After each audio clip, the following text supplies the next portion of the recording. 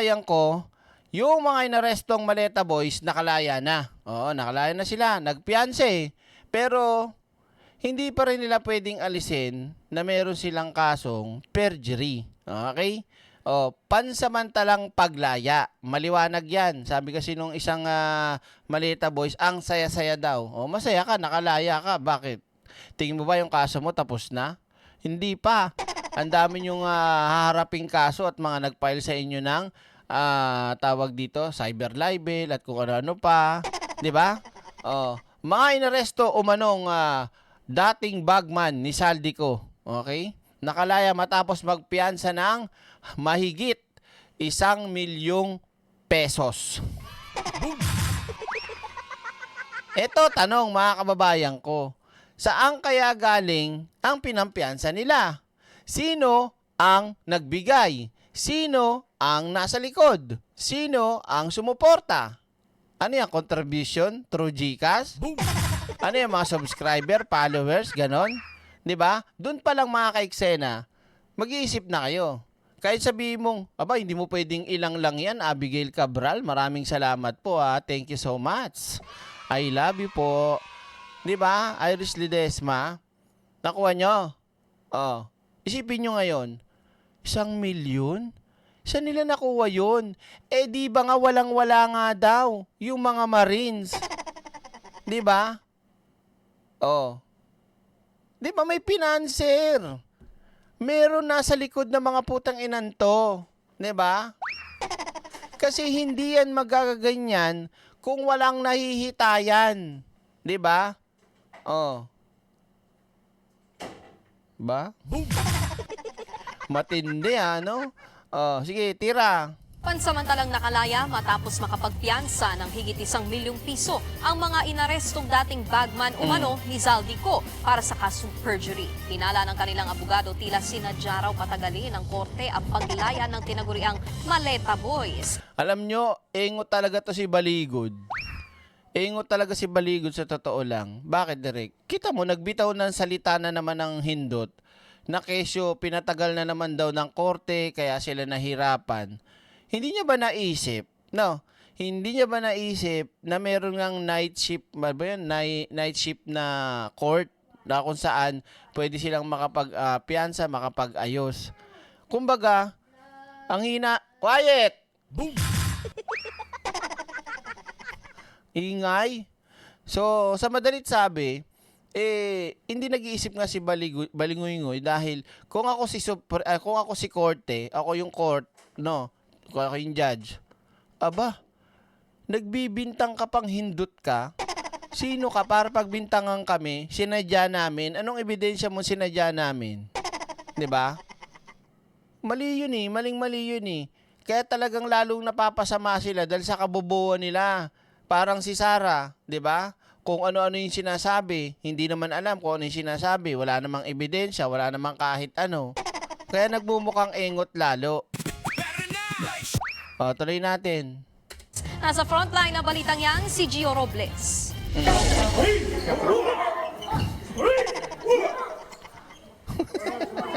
Huy! Ano yun? Ano daw?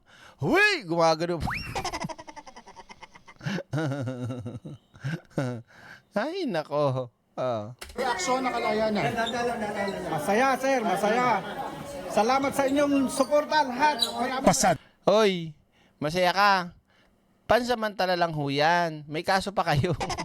Hindi pa kayo na a-acquit dyan. Ha? At hindi lang naman 1, 2, 3 ang kaso nyo. Ha? Relax lang kayo. Baka mamaya manawa yung nagpopondo sa inyo, yung pinanser nyo, hindi na kayo tulungan. Boom!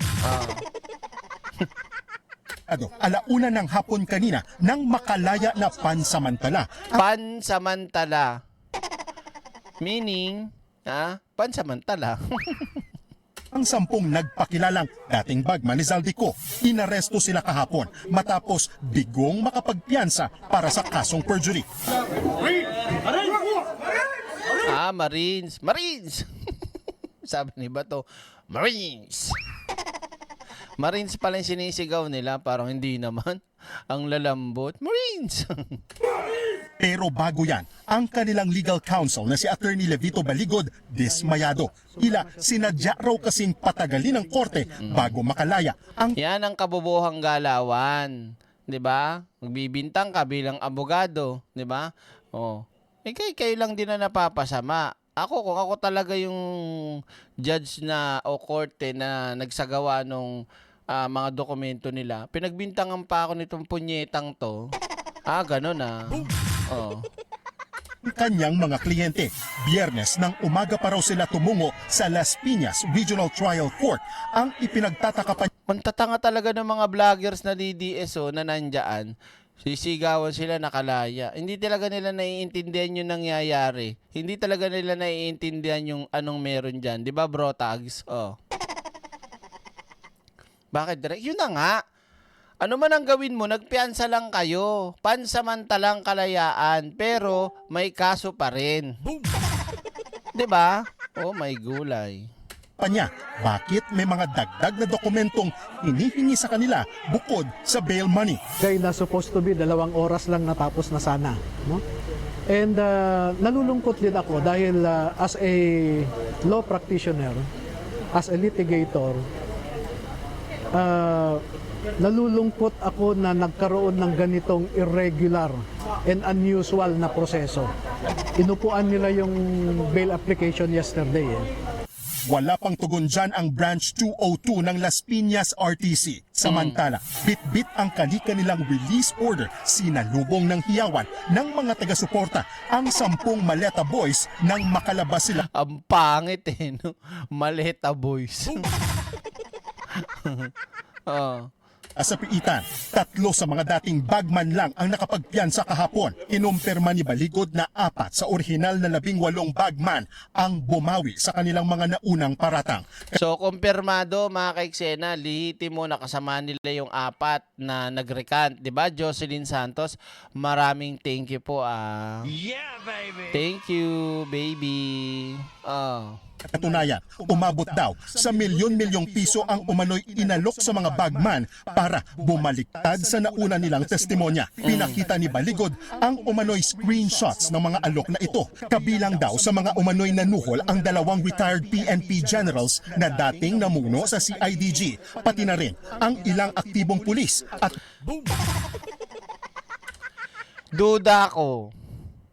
Duda ko mga kababayan ko. Ano yung direct? Ba't ka duda? Di ba history na ng mga DDS yan? Yung magpapakita ng kunyari text message. Pero dahil sa kabubuhan, kitang-kita yung pag-edit. Di ba? Marami ng mga DDS ang gumawa ng ganyan. Posting sa kampo nila. Yung mga ebidensya kuno nila na mga puro edited. Sila lang ang gumagawa niyan. 'Di ba? Baka paano mo nasabi direct? Ito kasi yan. Nakikita niyo yung pinapakita ni Baligod? Screenshot na lang siya. Hindi siya yung totoong mensahe. Nakukuha nyo? Oh.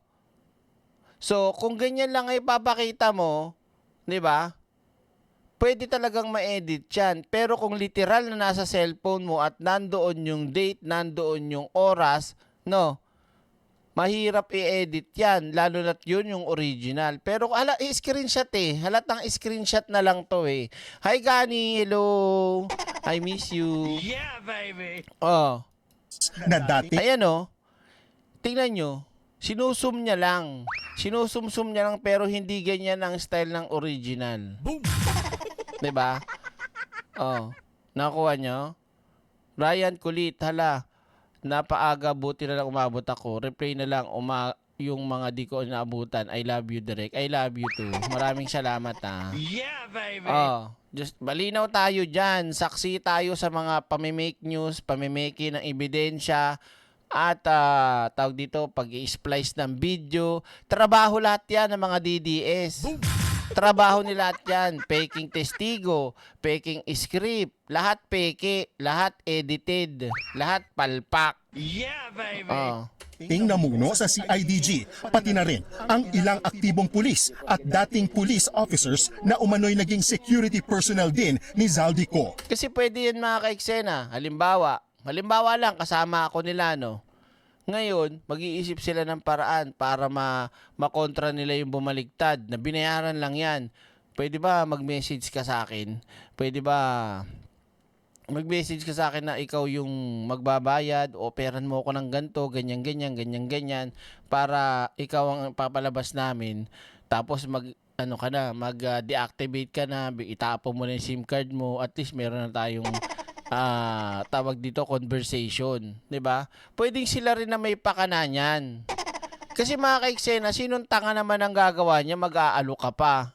Napakainit ng usapin patungkol sa mga yan. 'Di ba? Ma'am Payherl, maraming salamat po Thank you po. Yeah, baby. Yeah, baby. Oh, tuloy natin. It started from 5 million, Oh, wow. 8 million, 10 million, up to, yun na nga, 20, 25 million. Ipapakita raw nila ang mga text message at recorded conversations na yan sa isang press conference. Yan na.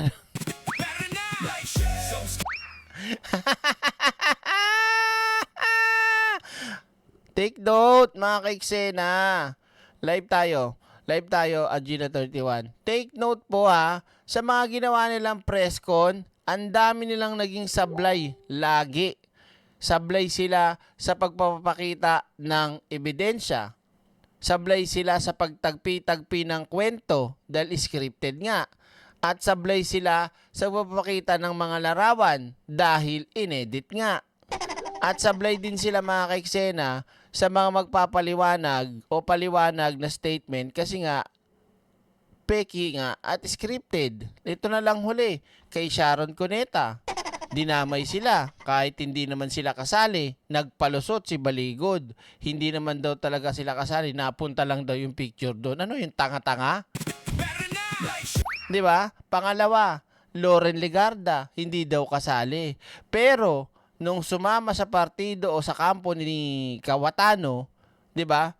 Binawi nga Una sabi nila kasama si Loren, nabuta ng maleta. Nung lumipat kay Alan Peter, biglang binawi. Ano yun? 'Di ba?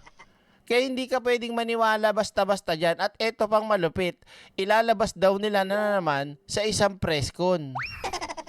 'Di ba? Press con? Anong saysay ng press con nyo? Dalhin nyo sa tamang venue yan. Magsampa na kagad kayo ng kaso, 'di ba?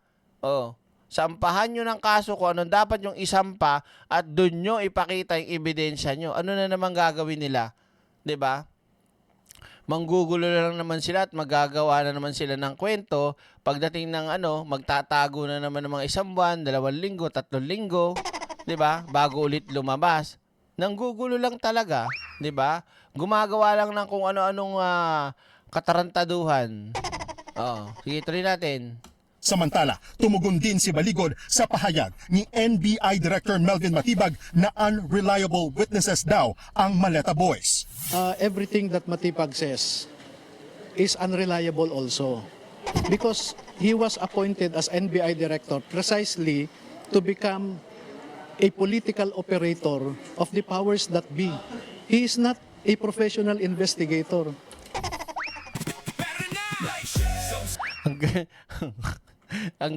Ang galing ni Baligod no? Akala mo talaga tawag dito, alam niya yung sinasabi niya. Diyos ko. Balingod o balingoy-ngoy. Tanggapin mo na lang. Sooner or later, hihimas ka na ng rehas. Malapit na. He is more of a political operator, no? 'Di ba? Ako hindi ko talaga. Kung ako isang abogado, tapos magbibitaw ako ng ganon salita, akusasyon sa isang personalidad o isang tawag dito, may posisyon sa ahensya ng gobyerno, tapos wala kang ebidensya, ang bigat nun political operator. 'Di ba? Paano mo nasasabing political operator? Lahat naman ng ginagawa ng NBI, lahat sinusunod kung ano yung tinuturo ng ebidensya. 'Di ba? Paano kayo naging abogado yun si Baligod, no? Git 1 milyong piso ang kabuang piyansa ng 10 dating sundalo na bahagi umano ng halaga ay galing mismo sa bulsa ni Baligod.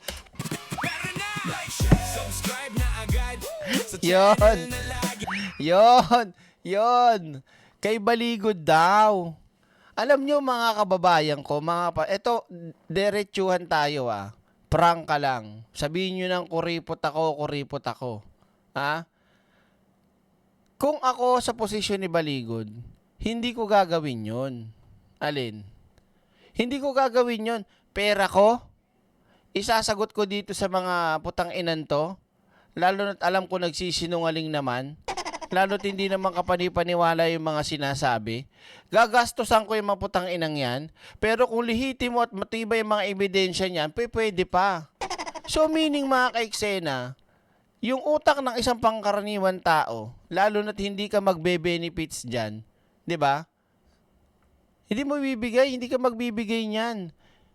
Di ba? Unless kamag-anak mo. Unless malapit sa dugo mo, kay kapatid, tito, nanay, ate, kuya, mga ganyan. Pero yung biglang sumulpot lang na parang kabuti, kinuha kang abogado 'di ba? Ikaw ang tumayong abogado. Oh.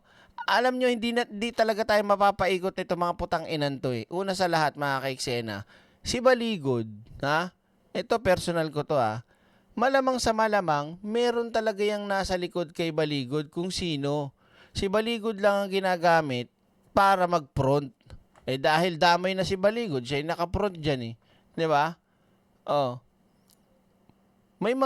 Dapat nga makita yung salin ni Baligod Sa tingin nyo, dapat makita yung bank accounts ni Baligod Diba? Sa tingin nyo mga kababayan ko, para malaman natin kung may kapasidad ba talaga si Baligod na maglabas ng ganyang pera. Hindi, sa totoo lang, kayo ba? Tanongin ko kayo. Kaya nyo bang maglabas ng ganong kalaking halaga? Para dun sa mga faking marines? Lalo na't fake news? Diba? Itabi ko sa bangko yan. Ilaan ko yan para sa kinabukasan ng mga anak ko. Simple, ganun lang. Diba? Oh. Sali ni Baligod ilabas. Diba?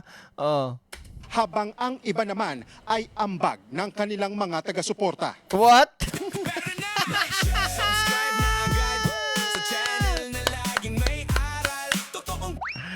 Ambag na mga taga-suporta? Really? Talaga ba? Hindi nyo kayo papaniwala dyan. There's a person behind of all this scene. Diba?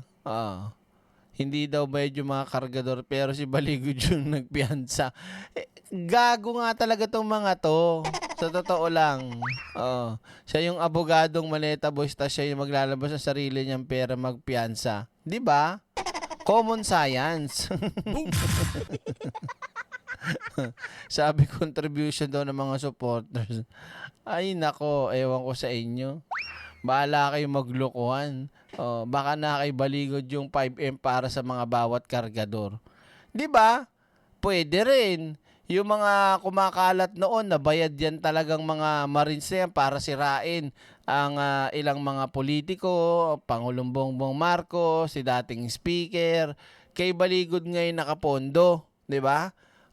Baka pwede natin pakita yung sali natin, Baligod. Yung mga bayad, kasi sabi nga nung iba, ibang bumaligtad. Kumbaga, yung pinangako daw na pera, baka hindi pa naibibigay ni Baligod. Ayun, bumaligtad tuloy. Diba? Sa August 14 ang nakatakdang court hearing ng mga dating bagman sa Las Piñas Regional Trial Court para sa 4 counts ng perjury na isinampa laban sa kanila ni na ML Party List Representative Laila de Lima, dating National Security Advisor Eduardo Año, dating Senador Antonio Trillanes at Bucor Chief Gregorio Catapang. Una nang iginiit ni Ombudsman Remulla na ang kampo ni dating House Speaker Martin Romualdez ang nasa likod ng pagbawi ng testimonya ng umano'y mga bagman. Pero pinabulaanan niya ni Romualdez. Hindi ko maintindihan bakit yung ombudsman, hindi na lang magsagawa ng investigasyon. Minsan wala sa hulog yung ombudsman minsan okay, minsan hindi. 'Di ba? Paano niya kaya nasasabi na gano'n, Ang nasa likod ng ganito, ganyan-ganyan. Ewan ko. Parang may ibang agenda si Remulla, no? Sa halip, Pinakita lang daw ng pagbaliktad ng mga bagman na walang katotohanan at gawa-gawa lang ang mga akusasyon laban sa kanya. Higit naman ni Baligod, hindi lang si Romualdez ang posibleng nasa likod ng pagbawi ng kanilang salaysay. Oh, tapos nagtuturo naman ng iba na naman si Baligod. Nagbabalita mula sa Oh. Frontline, Gio Robles. 'Di ba? Basta abogadong uhaw sa pera tulad ni Baligod, paldo-paldo si Baligod. 'Di ba? Mga kaiksena, isipin niyo mabuti. Isipin niyo mabuti talaga. Doon pa lang tayo mag-focus. Saan ang galing ang pinampiyansa? Hindi ako naniniwala sa supporters niyan. Binabayaran nga nila yung mga supporters nila eh. 'Di ba? Oh, tas supporters pa yung magbibigay at mag-aambag-ambag.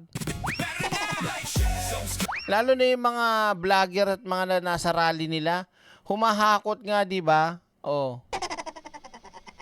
Diyos ko naman, tapos si Baligod, Nasaan ba yung tubo? sariling pera. Tapos, yung mga pinag-ambag-ambagan daw ng supporters. Tragis na buhay ito talaga. Oh. Kalokohan nyo rin talaga eh. Ang ina nyo eh.